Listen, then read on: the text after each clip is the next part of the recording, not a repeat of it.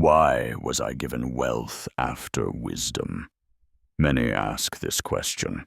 Few understand the answer. I was not rewarded with riches. I was entrusted with them. There is a difference. When I stood before God and was asked what I desired, I did not hesitate. I knew what power could not give. I knew what gold could not protect. So I asked for wisdom, not brilliance, not knowledge, but understanding, the ability to discern between right and wrong, between truth and illusion, between desire and necessity. That request revealed something greater than ambition. It revealed restraint. Most men ask for outcomes. Few ask for foundations. Wisdom is a foundation. And when a foundation is strong, what is built upon it can stand. Wealth without wisdom is weight without balance. It bends the soul. It distorts judgment.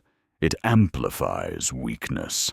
I had seen this long before riches ever touched my hands. I watched men gain suddenly what their character could not carry. Their abundance became their undoing. So I did not ask to be enriched. I asked to be prepared. And because I asked rightly, wealth followed naturally, not as a prize, but as a responsibility.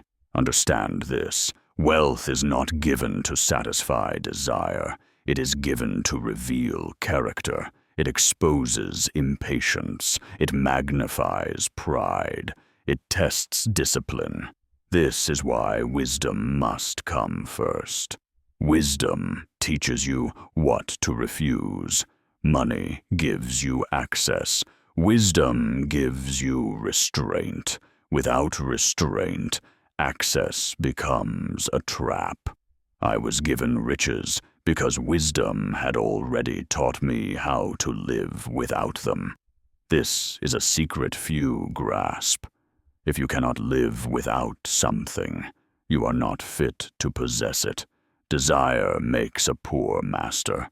Wisdom quiets desire before abundance awakens it. I learned order before I received overflow. I learned discipline before I was given choice. I learned silence before I was surrounded by praise. This is why wealth did not rule me, at least not at first. Gold listens only to those who do not worship it.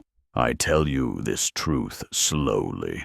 Money obeys wisdom, but wisdom does not obey money. When wealth comes before wisdom, it reverses this order, and disorder always carries a cost. Do not envy those who gain quickly. Ask instead what they were prepared to lose. Riches are neutral. They do not corrupt. They reveal. They show whether a man has already ruled himself. That is why I say this. Seek wisdom first, not because it will guarantee wealth, but because it will protect you if wealth arrives. Wisdom teaches patience before profit. It teaches measure before excess.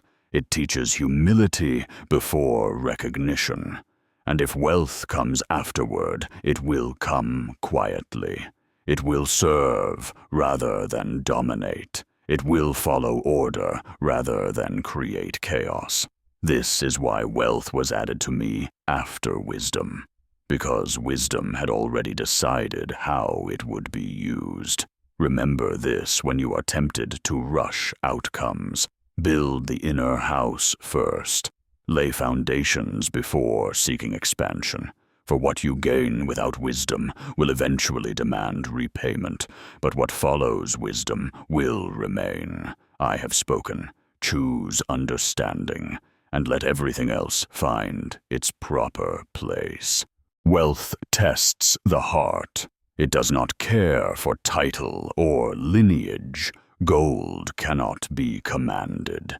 It listens only to those who already command themselves. A man untrained in restraint may appear powerful, but he is a slave in the shadows. I watched men praised by crowds, surrounded by riches, and yet destroyed silently by their own desire. They could not deny a fleeting pleasure. They could not delay gratification. Every indulgence eroded their judgment, even as the world celebrated their success. This is why wisdom must precede wealth. Wisdom teaches foresight. It teaches the value of patience. It teaches that abundance is a responsibility, not a reward. I have observed another truth. Generosity without understanding becomes chaos. A man who gives without measure cannot preserve what is needed. I learned to give wisely, to invest in what would endure, to build rather than squander. Gold in idle hands is dangerous. Gold in guided hands creates nations. Every coin carries a lesson. Every gift carries a weight. And every possession is a test of character. I have been tempted. I have been surrounded by treasures. The world whispered, "Take more. Indulge fully. Leave nothing undone." But I remembered. I was not given riches to satisfy desire. I was given them to reveal who I am. Control precedes reward. I tell you this as one who has seen both paths. I saw those who chased wealth before wisdom. They rose, but they fell quickly. I saw those who waited, who prepared their hearts first, who learned patience and restraint. They endured. They prospered. Do not confuse wealth for power.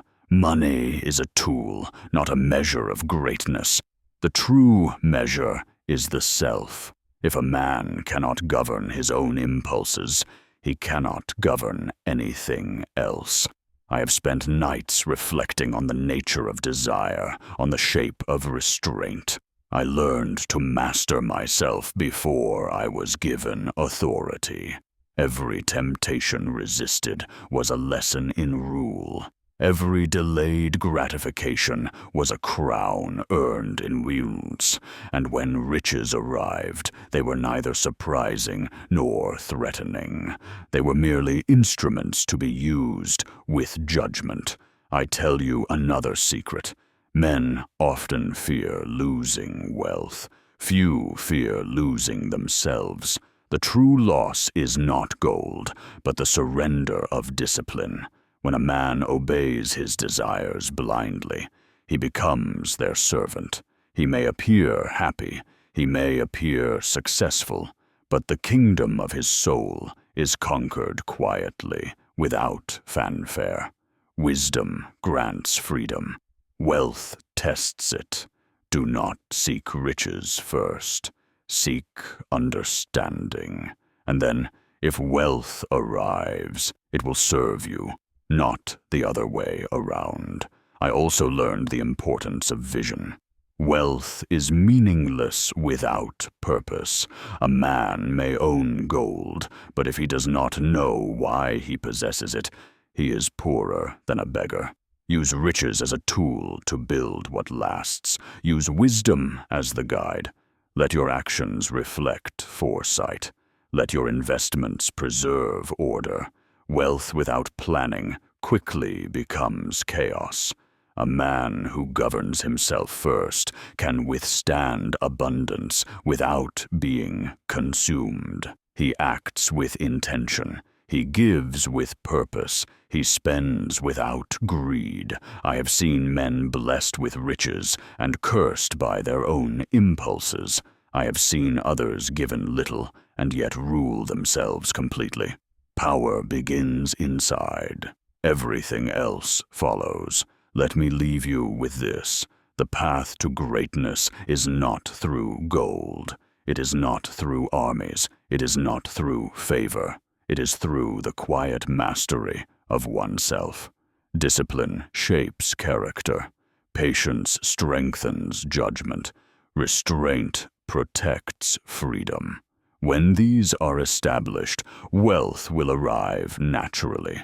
And when it arrives, it will not enslave you. For the man who rules himself is already free. He is greater than a king, because no crown can make him greater than he has already chosen to be. I have spoken. Let these words guide you. Rule your heart, rule your desire, rule yourself, and all that follows will find its proper place. Even after wealth arrived, I did no rest, for abundance alone cannot teach.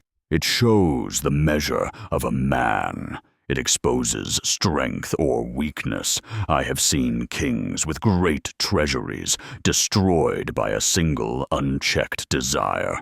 And I have seen men with little but self-mastery endure hardships that would break the strongest army. Wealth without wisdom is like a river without banks. It floods, it destroys, it moves where it will. Wisdom without wealth is like a river contained. It flows quietly, steadily, and brings life to what it touches. The combination of both is rare, and when it appears, it is not a gift, but a test. For riches will magnify every flaw. Every weakness becomes visible. Every mistake is exposed.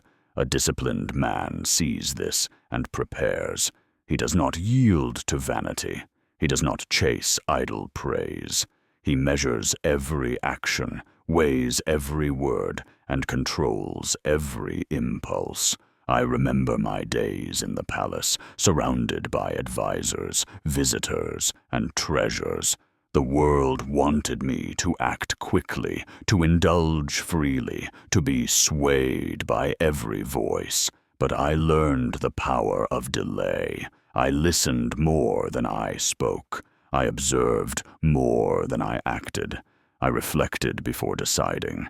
That is why the wealth I received did not overpower me. It followed wisdom. It waited for readiness. Do not seek shortcuts. Do not seek gifts before preparation. Fortune favors those who are prepared, not those who desire it first. I also learned the value of restraint in giving. To give without wisdom is to scatter what could have endured. Generosity guided by understanding builds loyalty, trust, and lasting influence.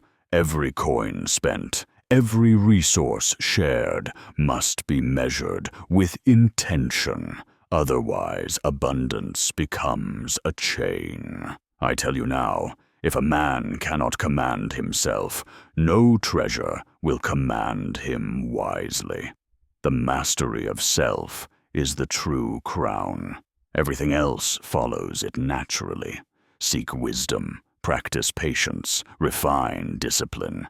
Let wealth arrive as a companion, not as a master.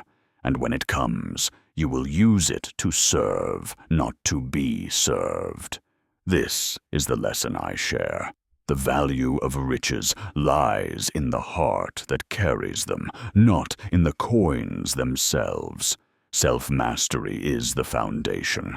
Wealth is only the test. Rule yourself first, and everything else will fall into its proper place. I have spoken. Carry this truth carefully. Control your heart. Control your mind. Control yourself.